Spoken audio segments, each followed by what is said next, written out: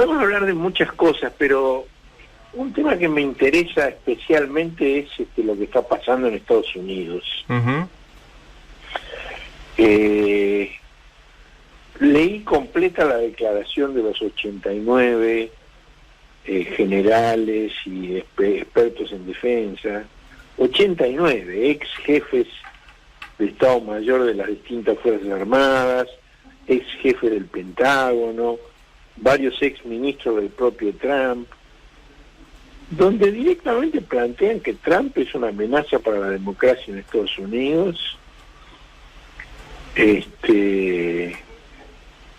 y hay incluso una advertencia que formula el más importante corresponsal de guerra de los últimos años, en un artículo que publicó en el New Yorker, donde se pregunta qué pasaría si la elección de noviembre fuera muy pareja y Trump se negara a reconocer un resultado adverso y se abroquilara en la Casa Blanca. Uh-huh. Y llamara en su auxilio a la Guardia Nacional de algún estado cuyo gobernador fuera confiable para él, y se encerrara en la Casa Blanca rodeado por tropas de la Guardia Nacional. Sí. Es una hipótesis. ¿La tienen como hipótesis posible eso? Sí, sí, además es la nota principal del último número de New Yorker, que es una publicación muy importante, no es el cohete a la luna, ¿no? Es una publicación central de la política de Estados Unidos. Y Pero perdón, Horacio, o sea, vos estás diciendo que es para traerlo acá, es como si alguien de acá perdiera la elección y se encerrara en la Rosada con la gendarmería en la puerta diciendo no salgo. Claro. Y lo ven como una hipótesis posible. Sí, y es denunciar a fraude diciendo que en realidad no perdió la elección, claro, o alguna cuestión por el estilo. Pero ese, no solo lo ve como posible, sino que no es una opinión personal del corresponsal, sino que es una preocupación que él recoge en sus diálogos con los más altos jefes militares. Es un hombre que ha cubierto, se llama Filkins, es un hombre que ha cubierto las invasiones de Estados Unidos en Irak, en Afganistán, ha ganado premios Pulitzer, es considerado el principal corresponsal de guerra de su generación, tiene ahora alrededor de 60 años, si no es ni muy joven ni totalmente viejo. Es decir, no es cualquier persona que lo dice. Y además, bueno, por eso comienzo con la declaración del 89. Sí. Y además del 89 está la declaración de Jim Mattis, que fue el primer jefe del Pentágono, el primer ministro de Defensa del propio Trump, que no es de ninguna manera una paloma, es un tipo que fue considerado, por el contrario, un halcón en las invasiones a Irak y Afganistán. El perro. Perro rabioso. Perro rabioso. Perro rabioso es el apodo de Mattis. Y él dice que Trump es el primer presidente del que él tiene memoria que no intenta unir a los norteamericanos, y ni siquiera simula hacerlo. Es totalmente divisivo, atropella los derechos, dice, yo juré defender la Constitución y proteger a los ciudadanos. Y tanto yo como otros que hemos jurado lo mismo, no podemos creer lo que estamos viendo hoy de un presidente que llame a las Fuerzas Armadas no para defender los derechos de los ciudadanos, sino para atropellarlos. Digo, esto tiene mucho que ver con el rol de la Fuerza Armada dentro de Estados Unidos, que, digamos, Para analizar esto tenemos que olvidarnos de cómo es la relación en la Argentina con las Fuerzas Armadas. Pues en Estados Unidos es totalmente distinto. En Estados Unidos hay una, te diría, por decir una palabra precisa, hay una cierta veneración por las Fuerzas Armadas. Son consideradas por encima de cualquier otra institución. Es muy impresionante ver en los aeropuertos los militares de uniforme, cómo los dejan pasar primero. Pero no es una ley, es una actitud de deferencia por parte del resto de las personas. Así es. Y Matis habla de la importancia de la relación cívico-militar. Y Matis entiende, y los 89 entienden, que esa relación extraordinaria, que no tiene nada que ver con lo que conocemos nosotros, depende del hecho de que las Fuerzas Armadas nunca han sido utilizadas como un actor político para la represión interna. Lo cual me parece un eje muy interesante, digo, porque nosotros tenemos un repudio muy categórico por las masacres que las Fuerzas Armadas de Estados Unidos han cometido en distintos lugares del mundo en distintas épocas. Claro, pero nunca lo hicieron con su propia población. Pero nunca apuntaron para adentro. Claro. A diferencia de las Fuerzas Armadas en la Argentina.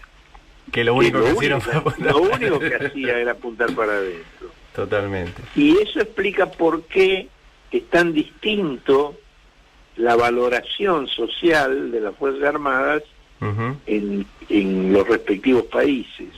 Bueno, lo que los 89 señalan, lo que Mati señala, es que eso está en peligro, que Trump es un peligro.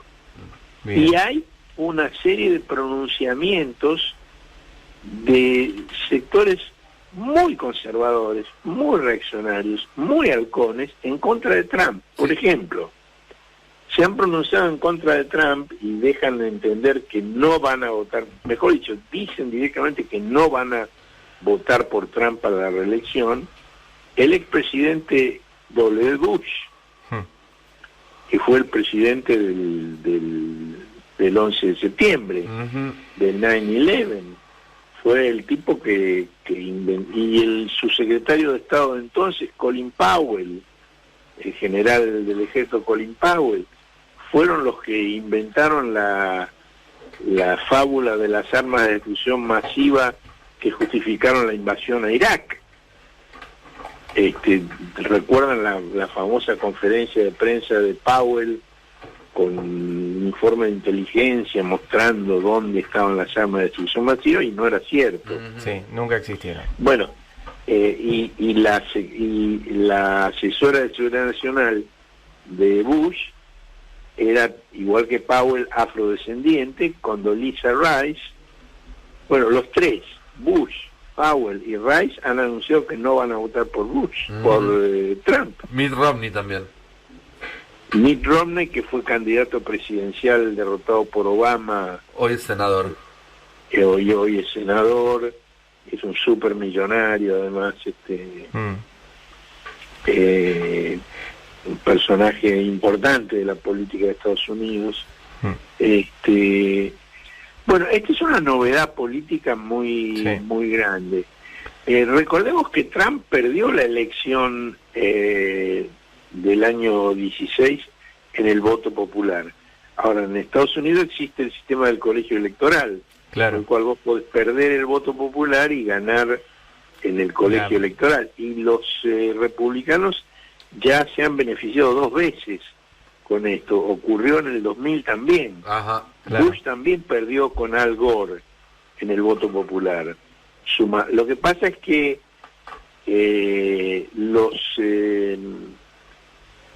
esta es una observación que hizo The Economist la semana pasada, muy interesante, de la diferente conformación del voto demócrata y del voto republicano. El voto demócrata está concentrado en las grandes ciudades.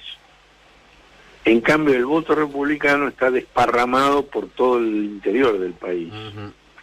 El mapa clásico de Estados Unidos es azul en las costas y rojo en el resto, adentro, lo que llaman la América profunda. Sí.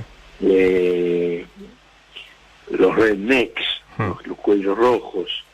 Y entonces, con menos votos, pero distribuido en más estados, obtiene más representantes en el colegio electoral, aunque tengan menos representación real en el voto popular.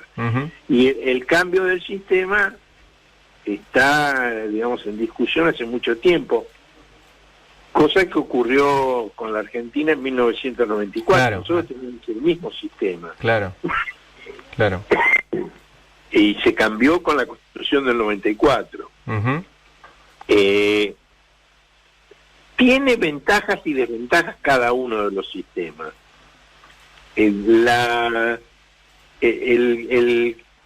colegio electoral permite que las provincias más pequeñas y con menor cantidad de habitantes no sean avasalladas en el resultado por los grandes conglomerados, por ejemplo la provincia de Buenos Aires, la ciudad de Buenos Aires, y tengan una representación mayor de la que les corresponde por el número de población.